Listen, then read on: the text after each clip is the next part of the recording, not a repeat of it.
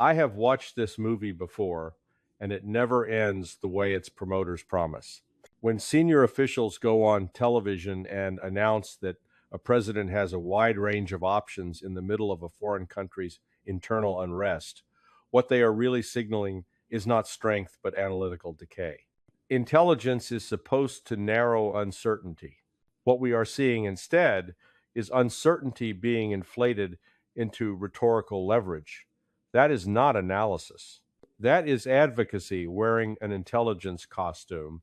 The protests in Iran are real. People have died. The regime has used force, as it has during every major unrest cycle since 1979. None of that is new. What is new is how quickly U.S. commentary jumps from observation to prescription without passing through disciplined intelligence assessment. I spent years watching how raw reporting was supposed to be filtered, challenged, and stress tested before it ever informed policy. Today, that process is routinely short circuited by media driven urgency and ideological appetite. When former officials publicly outline cyber operations, communications disruption, or kinetic strikes, while protests are ongoing, they are not revealing classified insight. They are revealing how thoroughly intelligence language has been repurposed to sell policy preferences. Terms like support, options, and thresholds are being used without any serious discussion of Iranian countermeasures, regime cohesion, or historical pattern recognition. Iran has survived mass protests in 1999, 2009, 2017, and 2019. Each time, Washington convinced itself that this time was different.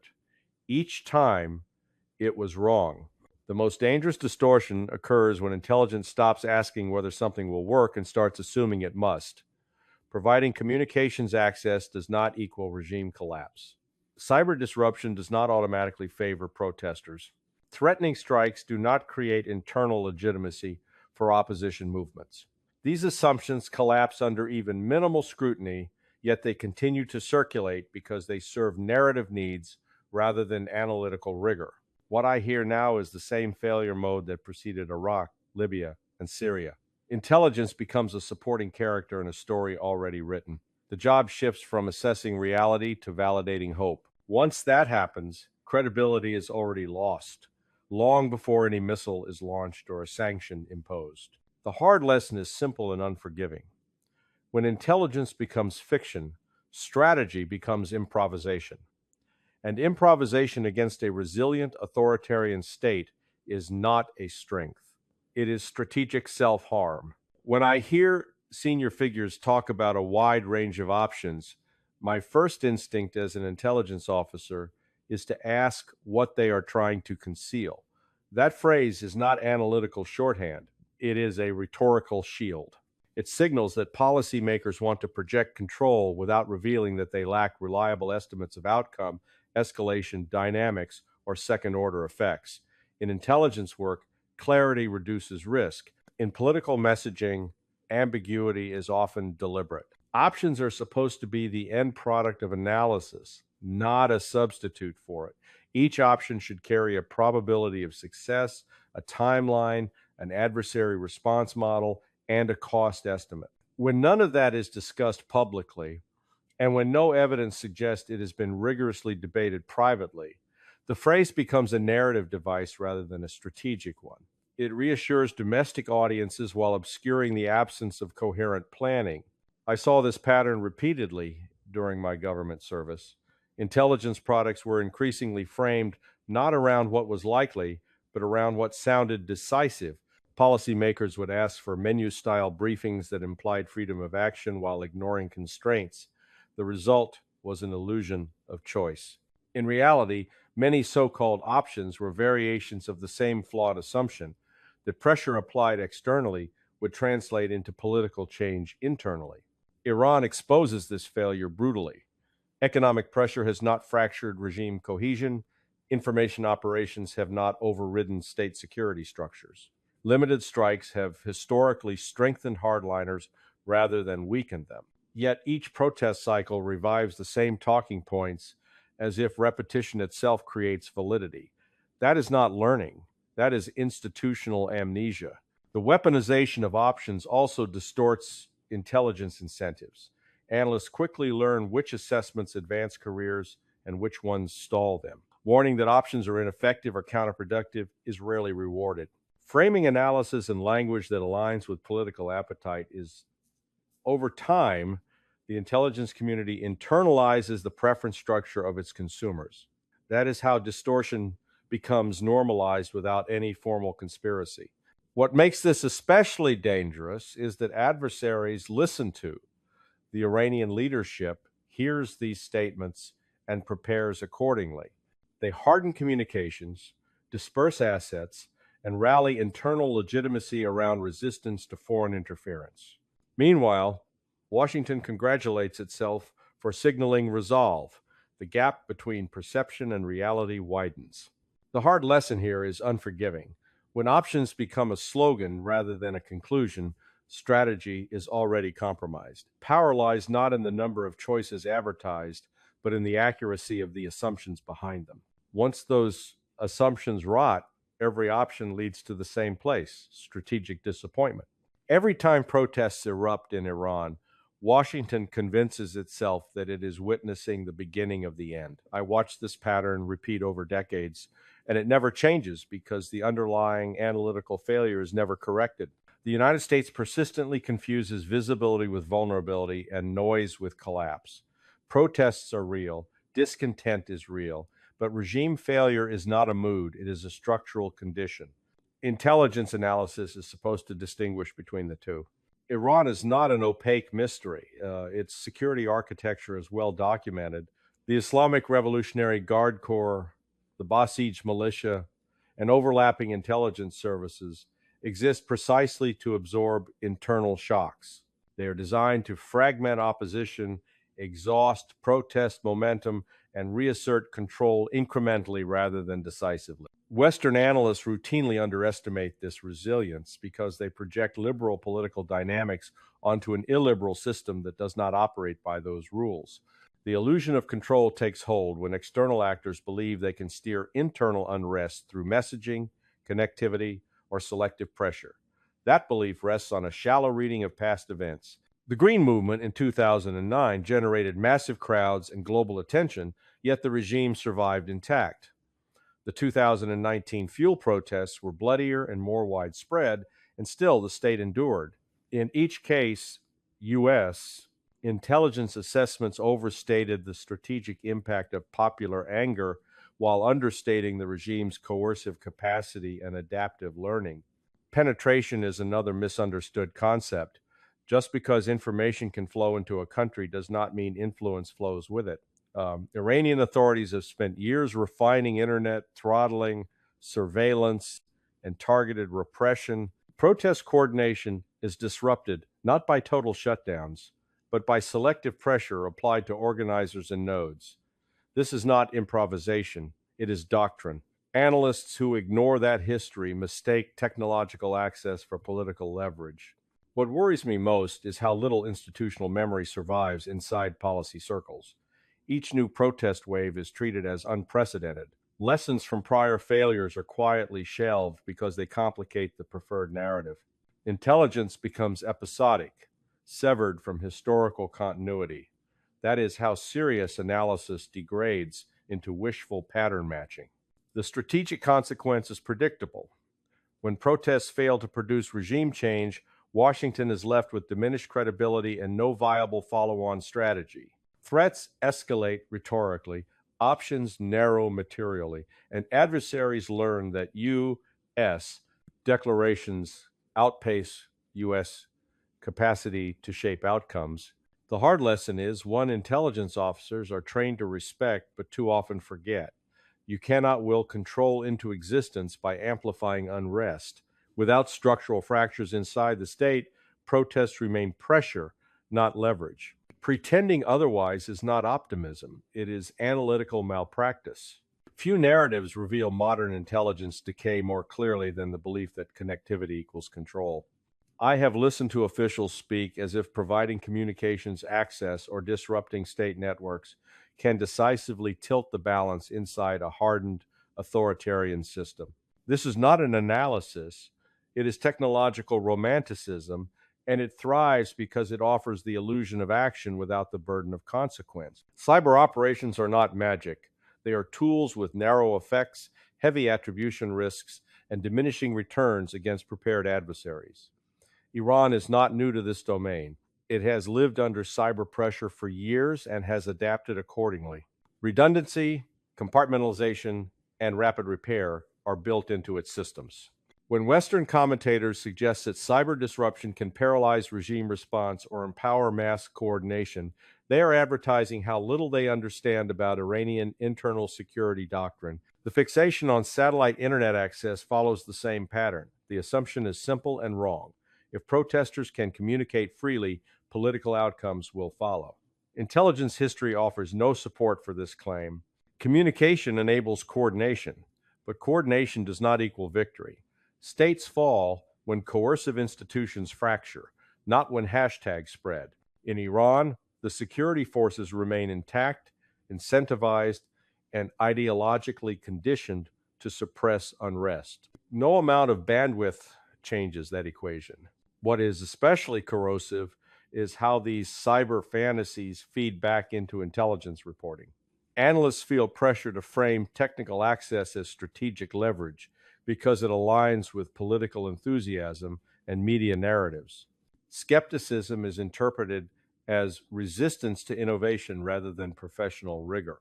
Over time, caution disappears from the analytic bloodstream, replaced by exaggerated claims dressed up as modern warfare insight. There is also a profound misreading of adversary perception. Iranian authorities do not see cyber activity or satellite connectivity as neutral support for civil society. They interpret it as foreign intervention and respond accordingly. That response is not collapse but consolidation. It strengthens internal justification for repression and validates regime propaganda about external subversion. Every supposed information victory carries a counterproductive political cost. The strategic consequence is that Washington convinces itself it is shaping events while actually narrowing its own options. When cyber pressure fails to produce results, escalation pressure grows. Policymakers feel compelled to consider more coercive measures to avoid admitting that earlier assumptions were wrong. This is how fantasy creates momentum toward conflict rather than control. The hard lesson is one intelligence professionals used to understand instinctively. Technology amplifies existing power structures. It does not replace them. When cyber tools are sold as strategic solutions rather than tactical enablers, intelligence has stopped measuring reality and started manufacturing comfort. When rhetoric turns from cyber pressure to kinetic action, I know intelligence has already failed upstream. Threats of strikes, missile targeting, or decapitation operations are usually presented as decisive options, but they rarely come with a coherent explanation of what follows. In intelligence terms, this is the clearest warning sign of narrative-driven strategy. Force is being discussed as punctuation, not as part of a sentence with a defined ending. Iran has lived under the shadow of U.S. military power for decades. Its leadership understands American capabilities intimately, just as it understands American constraints. Limited strikes on missile infrastructure or Revolutionary Guard facilities would not be interpreted in Tehran as corrective signals. They would be read as confirmation that the United States lacks patience and clarity. History bears this out. The killing of Qasem Soleimani in 2020 demonstrated U.S. reach, but it did not degrade Iran's regional posture. Instead, it reinforced deterrence dynamics and hardened Iranian resolve. Intelligence assessments too often isolate military effects from political outcomes. Destroying assets does not destroy intent. Removing individuals does not dissolve institutions. The IRGC is not a single node, but a distributed system with ideological cohesion and bureaucratic depth. Analysts who imply that targeted violence can catalyze regime collapse are recycling the same flawed logic that underpinned interventions in Iraq and Libya. Those cases are not cautionary tales in Washington. They are selectively forgotten. The absence of a strategic end state is the core problem. What exactly is the objective of kinetic action during protests? Regime change, deterrence, signaling? None of these goals aligns cleanly with limited force. Worse, they conflict with one another. Strikes meant to punish repression strengthen hardliners. Strikes meant to deter escalation invite retaliation. Strikes meant to support protesters undermine their domestic legitimacy by validating claims of foreign orchestration. From an intelligence perspective, the most damning failure is the lack of honest red teaming. Adversary responses are downplayed, escalation ladders are truncated, and regional spillover is treated as a footnote. This is not because the risks are unknown, it is because acknowledging them would puncture the narrative of control that policymakers are desperate to sustain. The strategic consequence is predictable. Once kinetic action is floated publicly, backing away becomes politically costly. Intelligence is then pressured to justify action rather than assess its wisdom. The tail begins to wag the dog. Policy drives analysis instead of the reverse. The hard lesson is brutal and consistent. Military force without a credible political end state is not leverage, it is a liability. When intelligence allows threats to be issued without demanding clarity of purpose, it has abandoned its most essential function, preventing self-inflicted strategic damage. One of the least examined failures in modern American intelligence is how thoroughly it has been infected by media dynamics.